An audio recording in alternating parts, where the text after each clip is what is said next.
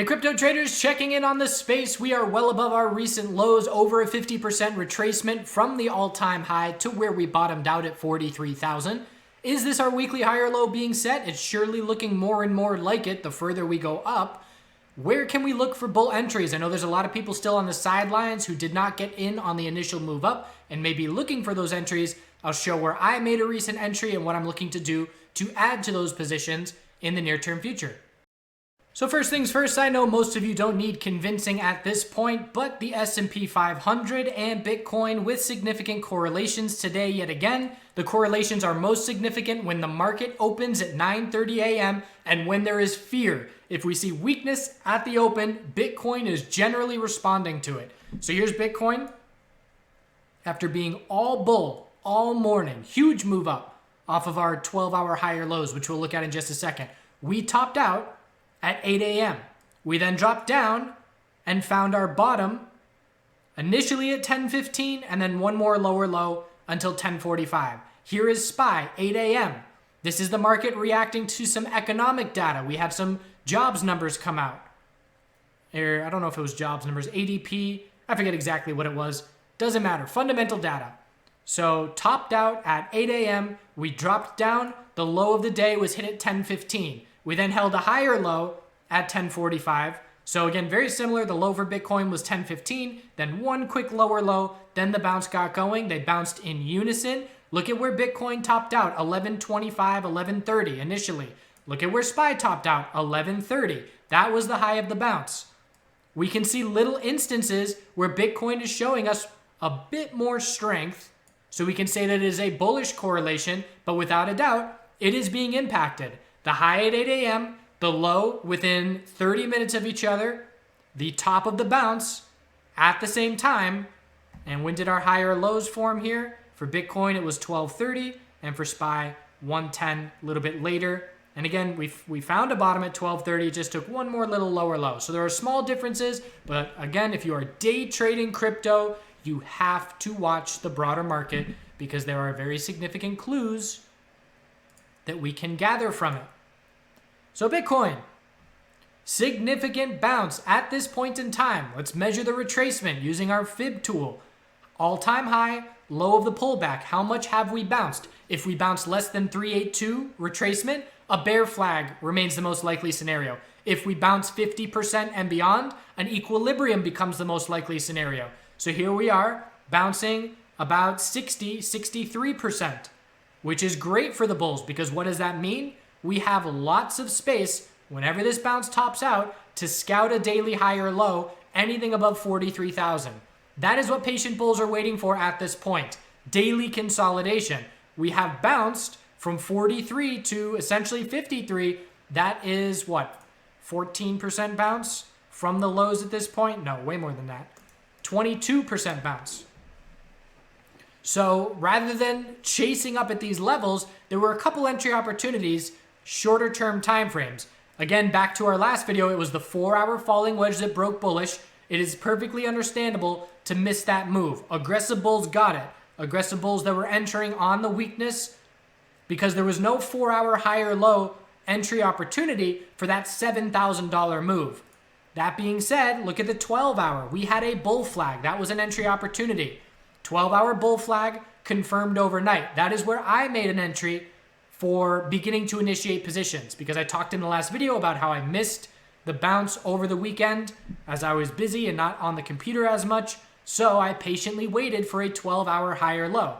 And this is from yesterday at noon. I will be scaling in with very small positions on this 12-hour consolidation, initiating my first ETH entry here. We'll enter first BTC shortly. Positions are small because we are a long way from support. So my plan was make initial entries.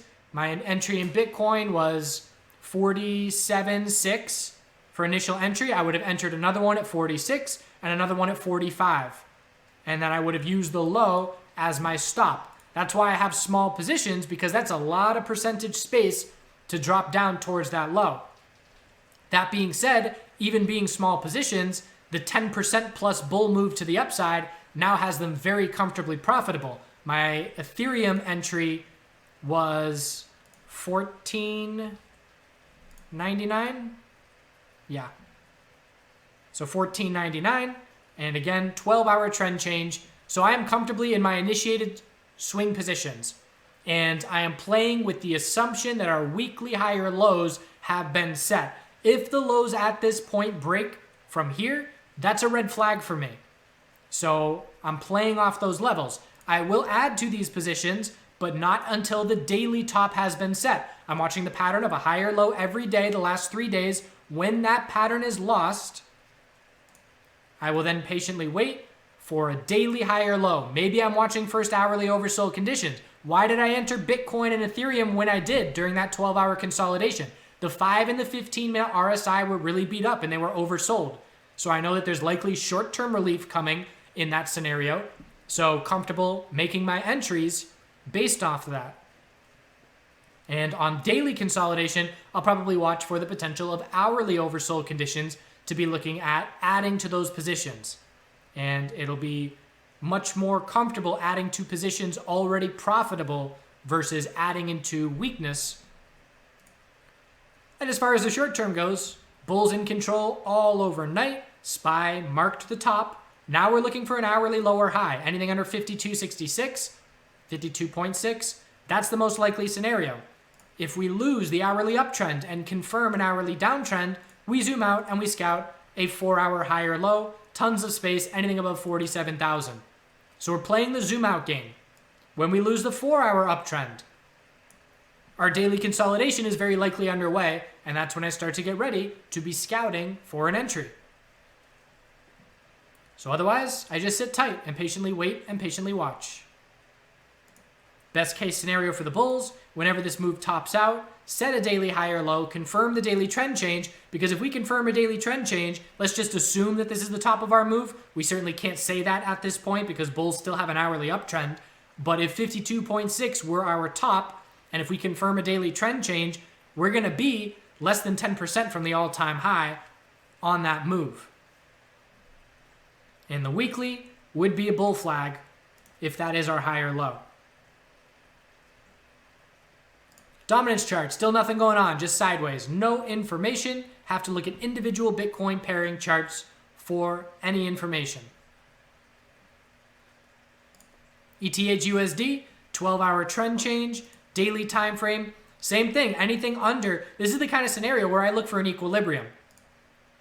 Big time pullback, but also a big time bounce. The retracement of the bounce is not as significant as we're seeing on Bitcoin.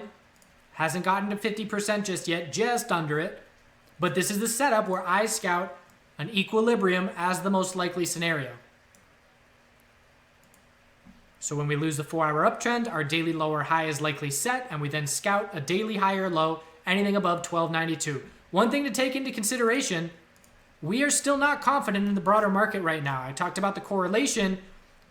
SPY is still setting daily lower highs. So big bounce to a lower high, lower low. Big bounce to a lower high, trying for the higher low, and it's the tech sector that's weighing it down. QQQ is down testing its low, and it's the financial sector that's at the all-time high. We're seeing rotation in the broader market. But again, it's just something we want to pay attention to, because if QQQ drops down and breaks the low of last week, there will still be fear in this market, and in my opinion, while Bitcoin's doing a good job of having a bullish correlation to SPY, it's not going to be able to completely offset it, and we need to be paying attention. Bitcoin bulls would love for the tech sector bulls to get their act together and shift the momentum on the daily time frame. ETH BTC, trying to get a little daily higher low and higher high. The bulls have to break 3225 in the short term to shift that short-term momentum. And if we look at it on the 12-hour chart, it's a trend change attempt. And we haven't changed this 12-hour trend bullish in a very long time, since our high. So it is up to the bulls to do so, and if they do, we then zoom out and scout for a weekly lower high to be the result of that bounce. But bulls keeping an eye out for a short-term shift, and that's why I'm entering ETH and BTC, because I know that there is a decent chance that this Bitcoin pairing gets a bounce going. I'm not entirely confident in it, so I give myself exposure in both, and it's a little bit of diversification. Certainly not significant diversification because they are so similar, but just a wee bit. Binance, Still holding the daily higher lows, inside bar today. If the inside bar breaks bearish, the bulls must hold 195. If the inside bar breaks bullish, we're looking at 265 and 281 key resistances. We're just tightening up at this point. Keep an eye on the Bitcoin pairing. It's still forming daily higher lows as well. 452 is key support. If the Bitcoin pairing were to break bearish before the US dollar pairing breaks bearish, it's a red flag that you can use as a potential heads up. ADA USDT, still very strong on the daily as well. Looks like we have a tightening 12-hour where we got a high, low, lower high, just barely held support. So I'm looking at support of 115 and 118 and resistances 135, 136. Again, tightening up. Watch that Bitcoin pairing. It's a little bit weaker, but it is looking for the daily higher low as well. Increasing bull volume, declining bear volume. Need the 4-hour trend change back to the bulls for that daily higher low to be set, and there's no sign of that 4-hour trend change at this point. 4-hour RSI will be approaching oversold if we see another leg down.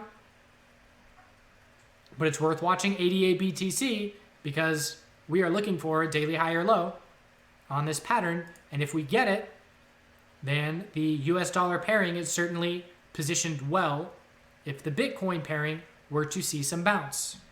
Link USD, very significant bounce off the lows.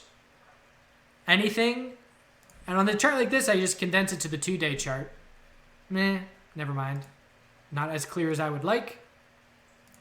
So, significant move off the recent lows of 22.89. Anything under 36.92 is just a lower high.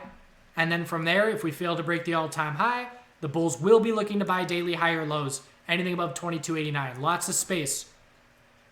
And we can see with such a strong move, percentage-wise over the last 3 days, we know the Bitcoin pairing is going up as well. So they are both bouncing in unison, which is meaning those bounce gains are more significant than Bitcoin. But we are just looking for a weekly lower high on this Bitcoin pairing. And again, just as an example of bearish Bitcoin pairings, Litecoin looks like it's doing the same thing. There's a resistance of 205.20, but we look at the Litecoin pairing. Yeah, it had a little bit of a bounce here, but it's still in a daily downtrend. And again, if the Litecoin bulls are going to get the spotlight, they have to see bull moves on this Bitcoin pairing chart. And it's just an example of an altcoin where the US dollar pairing looks fine and it looks very similar. But when we see the Bitcoin pairing, we can say, yep, money would be better spent in many other places because there's many coins that do have bullish Bitcoin correlations. So that's what we're watching in the short term. Hourly uptrend, if we lose it, zoom out. 4-hour uptrend, if we lose it, zoom out. Scouting the daily higher low. Very patiently waiting for me personally. And it also helps to patiently wait knowing that I already did grab some positions. But if you didn't, again, patience is the name of the game. It took a while for me to have that patience to get my 12-hour entry because I sat through this 43,000 to 50,000 move, which was 16+%, sat through it and didn't do a thing because I knew that we need to see a 12-hour higher low at some point, and I am much more comfortable making entries on that consolidation versus chasing. Keep an eye on QQQ. Do good things. See you soon. I'm still waiting another month or so before I clean everything up, all the dead stuff, and fix all these beds. I'll fix a bed as I need it. I'm about to plant peas this weekend, but there's a bunch of bugs and varmints living in it, and if you clear all your dead stuff out before it's done freezing, all those things die. So giving them a bit more time. This pipe under the driveway has been filling up with sediment, so I have to dig out downstream and then hope that everything that's upstream gets pushed out into the hole that I make here. Otherwise, I'm gonna have to get in on my hands and knees and get all the rocks out of there.